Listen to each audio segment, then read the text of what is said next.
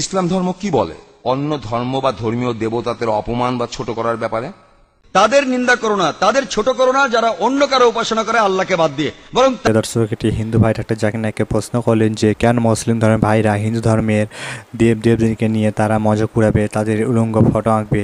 তো ডাক্তার জাকির নাইক বলে দিলেন যে উলঙ্গ ফটো আঁকা মানে আমাদের ইসলামে হারাম, আর মূর্তি পূজা সব থেকে বড় পাপ, মূর্তি পূজা মানাই যাবে না।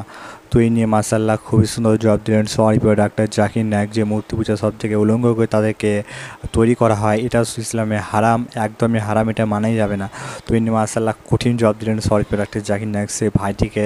তো প্রিয় দর্শক, ভিডিওটি শুরু করার আগে আপনাদের ডাক্তার জাকির নাইককে ভালোবাসা থাকেন তো অতি অবশ্যই আমাদের আল্লাহ চ্যানেলটিকে সাবস্ক্রাইব করে ভিডিওটিকে লাইক করবেন। এই চ্যানেলটি শুধু ইসলামিক প্রচারক ভাইয়া বানানো হয়েছে, আপনাদের ইসলাম ধর্মকে ভালোবাসা থাকেন তো অতি অবশ্যই আমাদের আল্লাহ চ্যানেলটিকে সাবস্ক্রাইব করে ভিডিওটিকে লাইক করবেন। তো চলুন আমরা শুরু নিই কি বললেন সরি পরে ডাক্তার জাকির নাইক।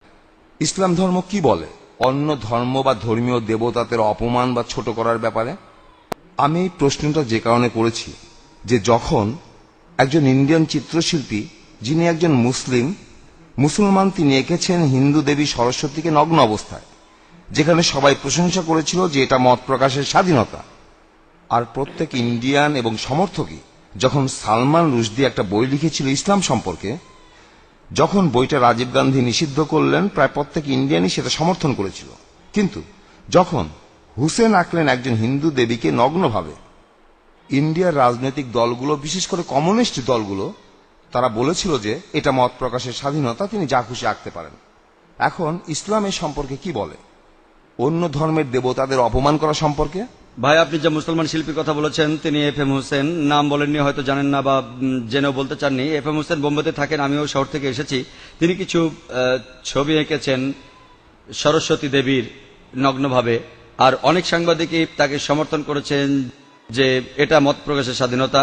আপনি আমার মতামত জানতে চান? প্রথম কথা, কোনো মহিলা দেবী হোক বা না হোক, তার নগ্ন ছবি আঁকা ইসলামে সম্পূর্ণ হারাম, হোক সে মুসলিম বা অমুসলিম।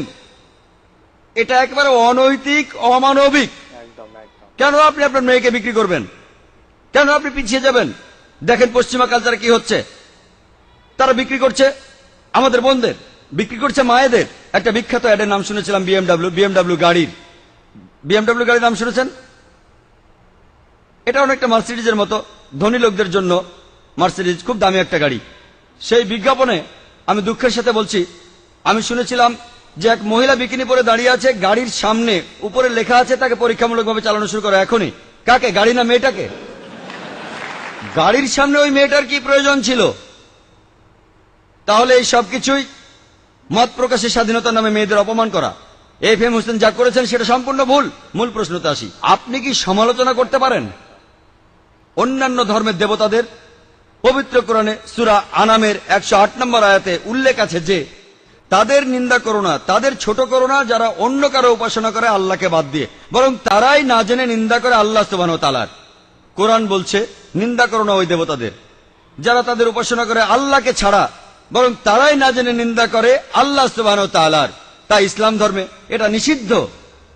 আরো নিন্দা করা কোন ধর্মের দেবতাকে যদিও আপনি তাকে মানেন না, এটা নিষিদ্ধ।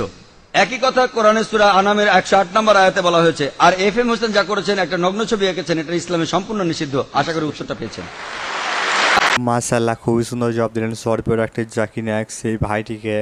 তো ভিডিওটি যদি আপনাদেরকে ভালো লাগে থাকে তো অতি অবশ্যই আমাদের আল্লাহ চ্যানেলটিকে সাবস্ক্রাইব করে ভিডিওটিকে লাইক করবেন। আপনি ইসলাম ধর্মে ভাই হয়ে থাকেন তো আমাদের সাথে থাকুন, এই চ্যানেলটিকে অতি অবশ্যই সাবস্ক্রাইব করুন। আমরা দেখতে চাই যে ইসলাম ধর্ম কতজন ভালো আছে, তো অতি অবশ্যই আমাদের চ্যানেলটিকে সাবস্ক্রাইব করে যাবে। তো দেখা হবে নতুন একটি ভিডিওর সাথে।